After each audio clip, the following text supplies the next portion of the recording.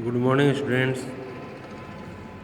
अपन पढ़ रहे थे कुंवर नारायण। कुंवर नारायण का जन्म होता है 1927 में और इनकी मृत्यु होती है 2017 में। कुंवर नारायण को 1985 में साहित्य अकादमी का पुरस्कार मिलता है। 2005 में इन्हें 41वां ज्ञानपीठ पुरस्कार भी मिलता है और 2009 में इन्हें भारत सरकार द्वारा पद्म भूषण अवार्ड भी दिया जाता है। 2009 में भारत सरकार द्वारा इन्हें कौन सा अवार्ड दिया जाता है? पद्म भूषण अवार्ड। और 2005 में इन्हें हिंदी साहित्य में ज्ञानपीठ अवार्ड दिया जाता है।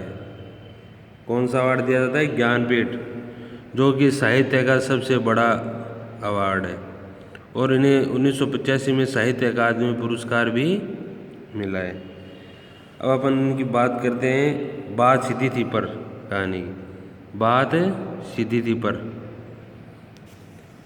यह इनका कोई दूसरा नहीं काव्य संग्रह से लिया गया है। बात सीधी थी पर इनका कोई दूसरा नहीं काव्य संग्रह से यह लिया गया है। अब अपन पढ़ते हैं। बात सीधी थी पर। बात सीधी थी पर एक बार भाषा के चक्कर में जरा टेढ़ी फंस गई। उसे पाने की कोशिश में भाषा को उल्टा पलटा तोड़ा मरोड़ा घुमाया फिराया कि बात या तो बने या फिर भाषा से बाहर आए, लेकिन इसने भाषा के साथ साथ बात और भी पेचीदा होती चली गई। कवि क्या कह रहे हैं यहाँ पर? कवि यहाँ पर कह रहे हैं कि अपने को जो भी बोलना है, जो भी अपनी भाषा यूज़ करते हैं, वह सीधी और स्पष्ट होनी चाहिए, जिससे कि उसका अर्थ आसानी से हमारे समझ में आ जाए। लेकिन उसे व्याकरण की भाषा के चक्कर में नहीं फंसाना चाहिए।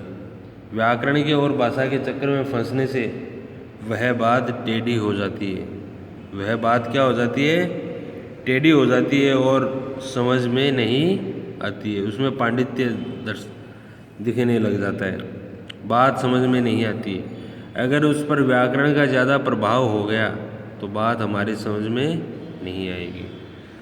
कवि क्या कह रहे हैं? बात सीधी थी पर एक बार भाषा के चक्कर में जरा टेढ़ी फंस गई। उसे पाने की कोशिश में भाषा को उल्टा पलटा तोड़ा मरोड़ा घुमाया फिराया कि बात या तो बने या फिर भाषा से बाहर आए, लेकिन इससे भाषा के साथ साथ बात को और भी पेचीदा होती चली गई।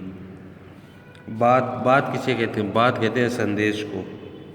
सीधी थी यानी सरल थी। चक्कर यानी उलझन। चक्कर का अर्थ होता है उलझन, उलझ। चक्कर का अर्थ होता है उलझन। और टेढ़ी फंस गई यानी उलझ गई, अस्पष्ट होती चली गई। उसे पाने की कोशिश में, किसे पाने? बात को स्पष्ट करने में। उसे पाने की कोशिश में, किसकी कोशिश में? किसको पाने की? बात को स्पष्ट करने की कोशिश में भाषा को उल्टा पलटा तोड़ा मरोड़ा। उलट पलटी यानी बदलना। तोड़ा मरोड़ा घुमाया फिराया कि बात या तो बने। तोड़ा मरोड़ा यानी नए ढंग से कहना। तोड़ा मरोड़ा यानी घुमा फिरा कर कहना, नए ढंग से कहना। तोड़ा मरोड़ा यानी नए ढंग से कहना कि बात या तो बने। बने का अर्थ होता है स्पष्ट। बने का अर्थ होता है स्पष्ट होना, कि बात या तो स्पष्ट हो। घुमाना फिराना, घुमाया फिराया का अर्थ होता है बदल कर देखना। भाषा को उल्टा पलटा यानी बदला। तोड़ा मरोड़ा यानी नए ढंग से कहा। उल्टा पलटा बदला तोड़ा मरोड़ा यानी नए ढंग से कहा। घुमाया फिराया यानी बदल कर देखा। घुमाया फिराया यानी बदल कर देखा कि बात या तो बने, कि बात या तो स्पष्ट हो, कि बात स्पष्ट हो। बने यानी स्पष्ट हो, या फिर भाषा से बाहर आए, या फिर भाषा से बाहर आए। बाहर आए यानी जो भाषा की क्लिष्टता थी उससे मुक्त हो जाए, मुक्त होना। लेकिन इससे भाषा के साथ साथ बात और भी पेचीदा होती चली गई। यानी पेचीदा यानी पेज के समान घुमावदार, और पेचीदा यानी अस्पष्ट होती चली गई। पेचीदा यानी क्या हो? पेचीदा हो गई यानी अस्पष्ट होती चली गई। अब कवि यहाँ पर क्या कह रहे हैं? कवि कह रहे हैं कि बात सीधी थी पर एक बार भाषा के चक्कर में जरा टेढ़ी फंस गई। अब कवि क्या है कि पाठकों को सीधी और स्पष्ट बात कहना चाहता है। कवि है जो पाठक है, पढ़ने वाले हैं, उनको सीधी और स्पष्ट बात कहना चाहता है, उनके पास सीधी और स्पष्ट बात पहुंचाना चाहता है।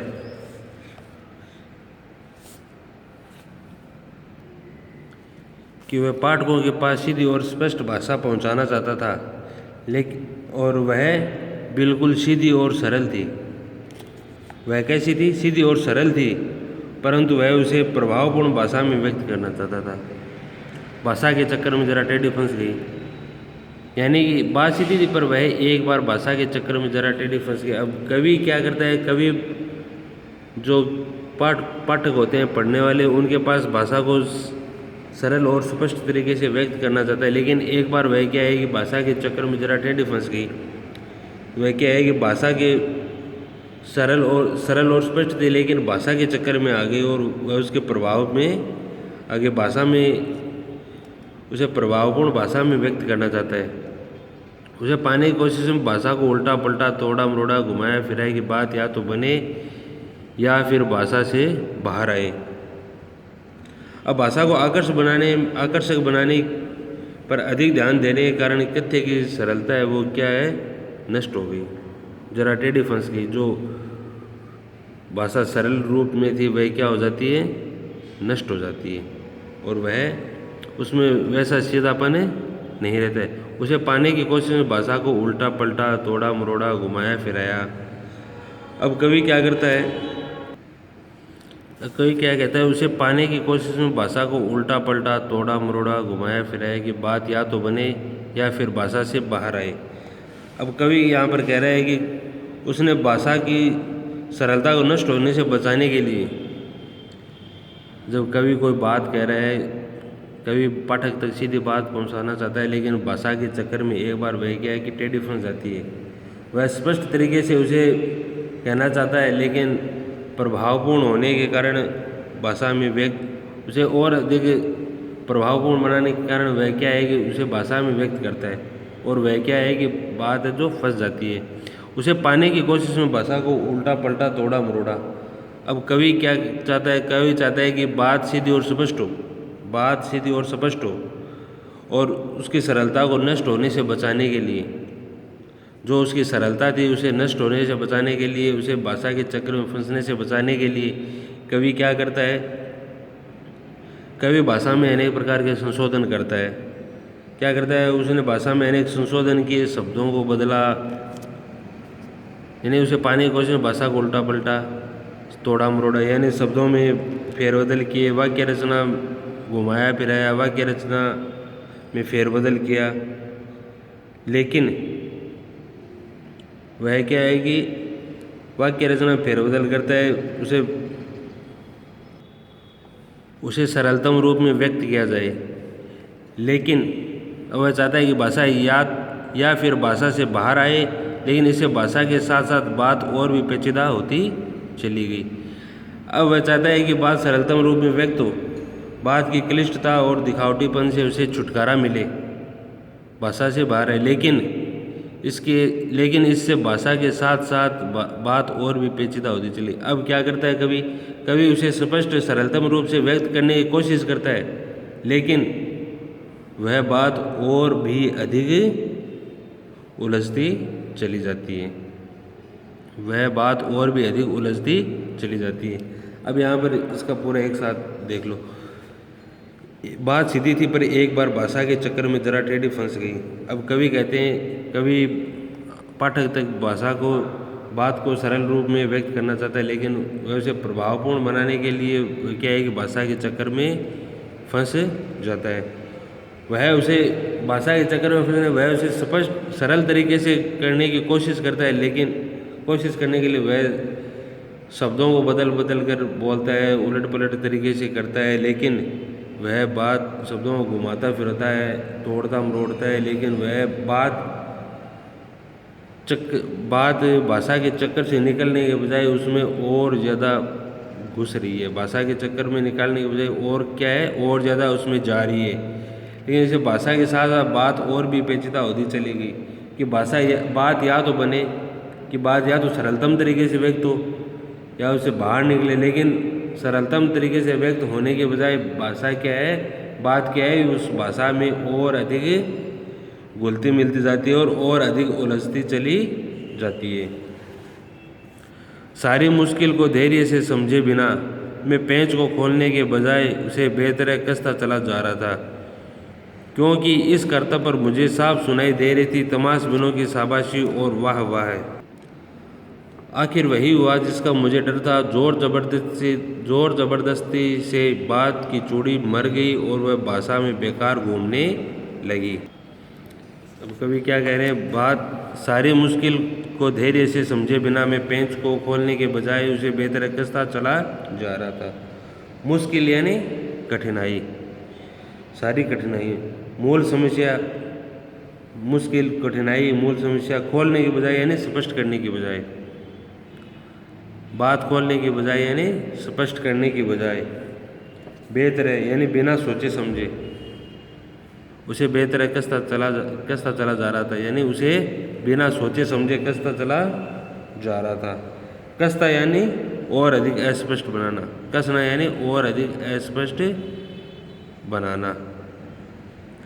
इस कर्तव्य पर मुझे साफ सुनाई दे रही थी तमाशबिनों की शाबाशी और वाह वाह। कर्तव्य यानी दिखावट, तमाशा, कर्तव्य यानी दिखावट, तमाशा। मुझे साफ सुनाई दे रही थी तमाशबिनों की शाबाशी की वाह वाह। तमाशबिन यानी तमाशा देखने वाले लोग, तमाशबिन कहते हैं तमाशा देखने वाले लोगों को। शाबाशी कहते हैं प्रोत्साहन को, शाबाशी किसे कहते हैं, प्रोत्साहन। वाह वाह यानी प्रशंसा। आखिरकार वही हुआ जिसका मुझे डर था। आखिरकार यानी अंत में, आखिरकार यानी अंत में जिसका मुझे डर था। जोर ज़बरदस्ती से, जोर ज़बरदस्ती यानी भाषा की अनावश्यक सजावट, क्लिष्टता। जोर ज़बरदस्ती यानी भाषा की क्लिष्टता, यानी कठिन शब्दों का प्रयोग करना, भाषा के अंदर कठिन शब्दों का प्रयोग करना। चूड़ी यानी पेच के चक्कर, बात का मूल प्रभाव, मर गई यानी बेकार होगी। चूड़ी कहते हैं पेच के चक्कर। चूड़ी जो पेच के ऊपर जो गोल गोल निकाली हुई होती है, आगे से होती का फिर उसे राउंड में घूमी हुई होती है, वह पेच के चक्कर, यानी बात का मूल प्रभाव। इसमें बात का मूल प्रभाव से लिया गया है। मर गई यानी बेकार हो गई, बात का प्रभाव ही होना।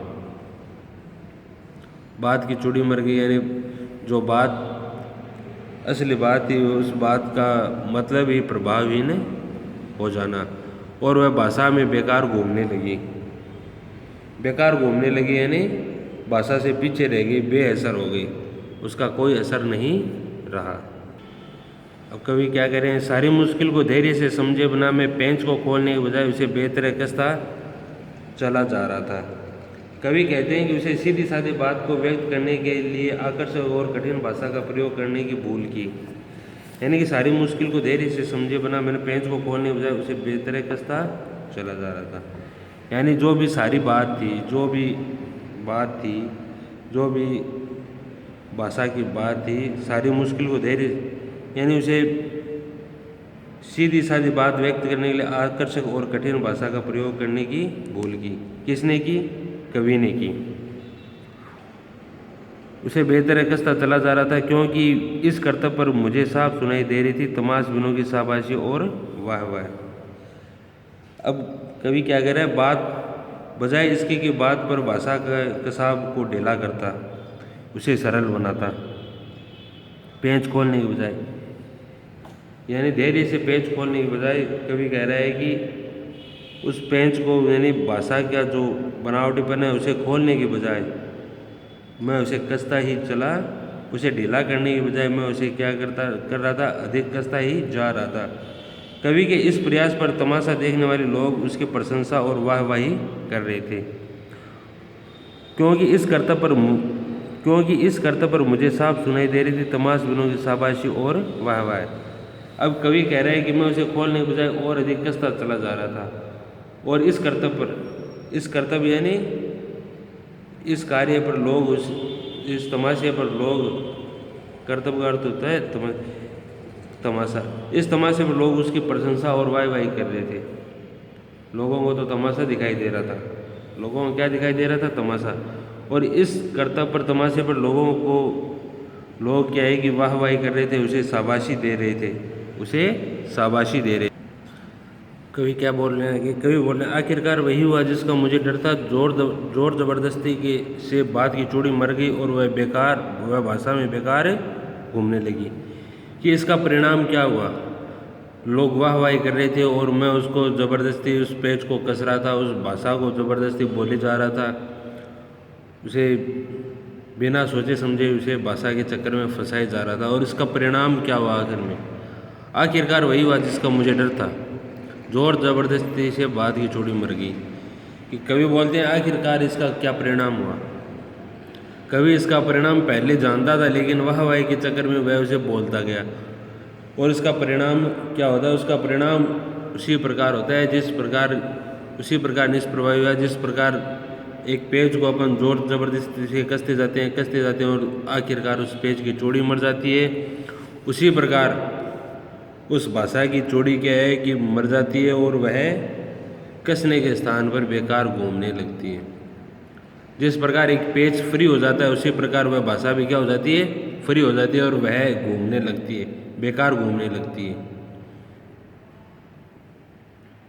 ज़बरदस्ती से। और जोर ज़बरदस्ती से बात की चूड़ी मर गई और वह भाषा में बेकार घूमने लगी। जो वह ज़बरदस्ती जिस प्रकार पेज के साथ ज़बरदस्ती करते हैं और वह बेकार घूमने लगता है, उसकी चूड़ी मर जाती है, वही हाल भाषा के साथ होता है और वह बेकार घूमने लगते हैं और उस बात की चूड़ी मर जाती है। हार कर मैंने उसे कील की तरह उसी जगह ठोक दिया, ऊपर से ठीक ठाक पर अंदर से न तो उसमें कसाव था न ताकत। बात ने जो एक शरारती बच्चे की तरह मुझसे खेल रही थी, मुझे पसीना पहुँचती देखकर पूछा, क्या तुमने भाषा को सहूलियत से बरतना कभी नहीं सीखा है? अब कवि क्या कह रहे हैं? कवि कह रहे हैं कि हार कर मैंने उसे कील की तरह उसी जगह ठोक दिया। हार कर यानी कोई अन्य उपाय न होने पर। कवि के पास कोई और दूसरा उपाय नहीं था। हार कर यानी कोई उपाय दूसरा न होने पर, कील की तरह यानी बेढंगे रूप से बलपूर्वक ठोक दिया, यानी क्लिष्ट भाषा में ही प्रकाशित कर दिया। यानी जिस प्रकार की क्लिष्ट भाषा थी उसे सरल रूप में व्यक्त नहीं किया। जिस प्रकार की वह भाषा थी, बाद में फंसी हुई भाषा थी, उसे ही उस रूप में ही व्यक्त कर दिया। ऊपर से ठीक ठाक पर अंदर से न तो उसमें कसाव था और न ताकत। ऊपर से यानी देखने सुनने में बाहरी रूप में, ऊपर से यानी बाहरी रूप में, ऊपर से यानी बाहरी रूप में, ठीक ठाक यानी सही लगना। ऊपर से तो वह सही थी, पर अंदर से न तो उसमें कसाव था और न ताकत। कसाव यानी मजबूत पकड़, कि उसके अंदर न तो उसमें कसाव था, न तो उसमें मजबूत पकड़ थी और न उसमें वो प्रभावशीलता थी। ताकत यानी प्रभावशीलता। क्योंकि क्या कह रहे हैं कि हार कर यानी उसके पास कोई दूसरा उपाय नहीं होने पर वह उसे बेढंगे ढंग से ही उसे ठोक देता है। जिस प्रकार अपनी कील है, उसकी जो चूड़ी है मर जाती है, तो अपन क्या करते हैं? उसे ज़बरदस्ती हथौड़े से ठोक देते हैं। उसी प्रकार कवि ने भी उस भाषा को ज़बरदस्ती थोप दिया। ऊपर से ठीक ठाक पर अंदर से न तो उसमें कसाव था और न ताकत। ऊपर से तो वह ठीक ठाक थी, यानी सही लग रही थी। ऊपर से तो वह ठीक ठाक थी, सही लग रही थी, पर अंदर से न तो उसमें कसाव था और न ताकत। लेकिन उसके अंदर न तो वह मजबूत पकड़ थी, जो पकड़ एक पेज के अंदर होती है वह कील में नहीं होती। उसके ऊपर उसके अंदर न तो वह पकड़ थी और न ही वह ताकत, नहीं उसके अंदर प्रभावशीलता थी। किसमें? बाद में वह प्रभावशीलता नहीं थी। बाद ने जो एक शरारती बच्चे की तरह मुझसे खेल रही थी, मुझे पसीना पोंछते देखकर पूछा, क्या तुमने भाषा को सहूलियत से बरतना कभी नहीं सीखा है? बात ने जो एक शरारती बच्चे की तरह मुझसे खेल रही थी। शरारती यानी चंचल, तंग करने वाला। शरारती का अर्थ होता है चंचल, तंग करने वाला। खेलना यानी मजाक बनाना, हंसी उड़ाना। खेलना यानी मजाक बनाना, हंसी उड़ाना। मुझे पसीना पहुँचते देखकर पूछा, क्या तुमने भाषा को सहूलियत से बरतना कभी नहीं सीखा है? पसीना पहुँचना यानी घबराना, निराश होना। खेलना यानी मजाक बनाना, हंसी उड़ाना, पसीना पहुँचना यानी घबराना, निराश हो जाना, सहूलियत से यानी सुविधापूर्वक, सहूलियत से यानी सुविधापूर्वक, सरल भाव से बरतना यानी काम में लेना। बाद में जो एक शरारती बच्चे की तरह मुझसे खेल रही थी। अब कवि क्या कह रहा है, अब कवि भाषा को एक शरारती बच्चा बता दिया। कवि ने भाषा को एक शरारती बच्चे की उपमा दे दी कि बाद ने जो एक शरारती बच्चे की तरह मुझसे खेल रही थी। किससे खेल रही थी? कवि से खेल रही थी। किस प्रकार? शब्दों से खेल रही थी। किस प्रकार खेल रही थी? वह शब्दों से खेल रही थी। कवि के अंदर से क्लिष्ट शब्द निकल रहे थे। मुझे पसीना पहुँचते देखकर पूछा। किसको? कवि को पसीना पहुँचते देखकर उस बात ने शरारती बच्चे की तरह कवि से पूछा, क्या आपने कभी सहूलियत से भाषा को बरतते नहीं सीखा है? सहूलियत से बरतना कभी नहीं सीखा है? इस प्रकार हार कर मैंने उसे कील की तरह उसी जगह ठोक दिया, ठीक ऊपर से ठीक ठाक, पर अंदर से न तो उसमें कसाव था और न ताकत। कवि क्या कह रहा है? कवि कहता है कि जब वह चमत्कारपूर्ण भाषा का प्रयोग करके भी अपने सरल मनोभावों को व्यक्त नहीं कर पाया, यानी व्यक्त नहीं कर पाया, तो उसने निराश होकर उसमें भावों में क्लिष्टता को ही भर दिया और क्लिष्ट भाषा को ही बलपूर्वक उसने भर दिया। किस में? अपने बात में। उसका यह कार्य ऐसा ही था जैसे कोई, और उसने यह किस प्रकार किया? उसने यह उसी प्रकार किया जिस प्रकार एक पेज की चूड़ी मर जाती है और उसे अपन हथौड़े से ठोक देते हैं। उसी प्रकार कवि ने उस बात के अंदर, भाषा के अंदर क्लिष्ट शब्दों का प्रयोग कर कर उसे थोप दिया। उसके पेंच, इससे वह पेंच ऊपर से तो ठीक ठाक लगता है, परंतु अंदर से उसमें पकड़ नहीं थी। जिस प्रकार अपन पेज को ठोक देते हैं, उसकी चूड़ी मर जाती है, पेज को ठोक देते हैं, लेकिन ऊपर से तो वह ठीक ठाक लगता है, लेकिन उसके अंदर न तो वह कसाव होता है और न ही वह प्रभावशीलता होती है। उसी प्रकार कवि द्वारा थोपी गई भाषा के अंदर न तो वह कसाव था, नहीं और ना ही वह प्रभावशीलता थी, ना ही उसके अंदर प्रभावशीलता थी। अपनी असफलता पर कवि निराश होकर बेचैन हुआ। क्यों हुआ असफल? क्योंकि वह भाषा को सरल रूप से व्यक्त नहीं कर पाया, इसलिए वह अपनी भाषा व्यक्त करने में असफल होता है और वह निराश होकर अपना बार बार अपना पसीना पहुँच रहा है। यह देखकर उसके मन के भाव किसी शरारती बच्चे की तरह उसे छेड़ने लगे। किसके मन के भाव? कवि के मन के भाव से शरारती बच्चे की तरह छेड़ने लगे। और उन्होंने कवि से पूछा कि क्या तुमने अभी तक सरल भावों की अभिव्यंजना के लिए सरल सुबोध भाषा का प्रयोग नहीं सीख पाए? और उसके मन के भाव उस कवि से कह रहे हैं कि आपने अभी तक सरल भावों की अभिव्यंजना के लिए सरल सुबोध भाषा का उपयोग नहीं सीखा है।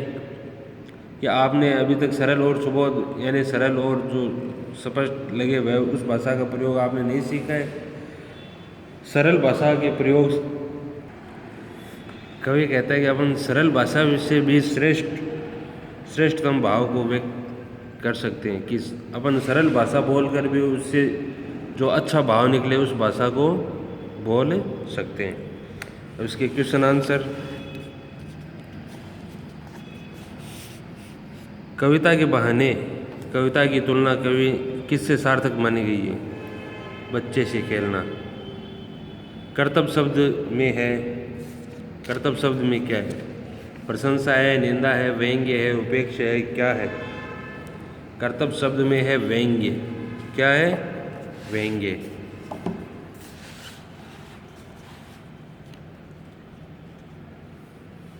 अब इसके क्वेश्चन आंसर। कविता की उड़ान भला चिड़िया क्या जाने का क्या अभिप्राय है? इस कथन का अभिप्राय है कि चिड़िया की उड़ान सीमित क्षेत्र तक होती है, जबकि कविता का प्रभाव तो असीमित है। कविता की उड़ान भला चिड़िया का संसार सीमित होता है, वह एक घर से दूसरे घर तक ही सीमित होती है, एक जगह से दूसरे। लेकिन कविता उसका प्रभाव तो विश्व स्तरीय है। कविता का प्रभाव अनुपम है, बहुत ज़्यादा। सब घर एक कर देने के माने बच्चा ही जाने का क्या अर्थ है? इसका क्या अभिप्राय? इसका अभिप्राय है कि कविता का प्रभाव बच्चे के खेल की तरह भेदभाव रहित है और एकता का संदेश भी देता है। बच्चे की तरह खेल बच्चे के खेल की तरह भेदभाव रहित है, बच्चे के खेल की तरह भेदभाव रहित है और वह एकता का संदेश देता है। कविता के बहाने शीर्षक कविता का क्या उद्देश्य है? इसमें कवि ने क्या बताया है? जब कवि कविता के बाहरी रूप अर्थात शिल्प पर अधिक बल देता है तो कविता का सीधा साधा कथ्य भी सहज रूप से पाठकों तक नहीं पहुंच पाता है।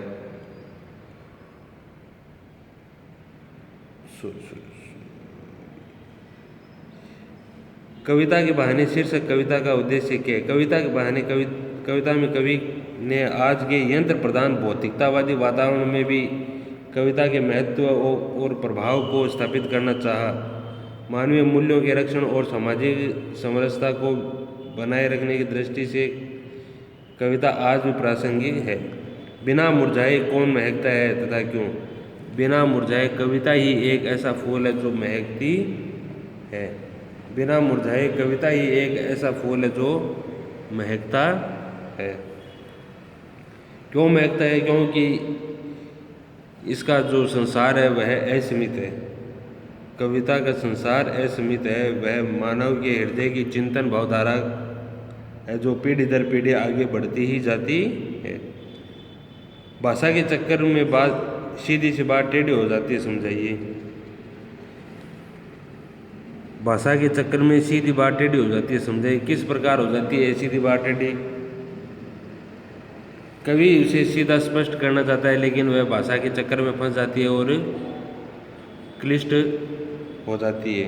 भाषा के चक्कर में फंस जाती है और क्लिष्ट हो जाती है। भाषा की साज सज्जा के चक्कर में कविता का मूल संदेश ही अनकहा हो जाता है। कवि ने यही किया। वह अपने बात तथा मनोभावों को अत्यंत प्रभावशाली भाषा में प्रकट करने के चक्कर में फंस गया। भाषा के सुधार और बदलाव पर उन्होंने जितना जोर दिया वह भाषा बात उतनी ही अस्पष्ट होती गई। भाषा को महत्व देने वाले लोगों के उकसाने में आकर कवि के नियंत्रण के बाहर हो गई। बात कवि के नियंत्रण के बाहर हो गई और जोर बात नियंत्रण से बाहर हो गई। अधीर होकर बिना सोचे समझे कवि ने वही बात लोगों पर बलपूर्वक थोपने की कोशिश की, क्योंकि बात की चूड़ी मर गई। कविता एक खेल है, बच्चा ही जाने पंक्ति का भावार्थ इसका आपको करना है। आखिर वही हुआ, उसी जगह ठोक दिया। इस पद की व्याख्या भी आपको करनी है, अंदर मैंने बता दी है। क्वेश्चन आंसर करने हैं, ठीक है। Okay, thank you. आगे क्लास कल पढ़ेंगे। ओके।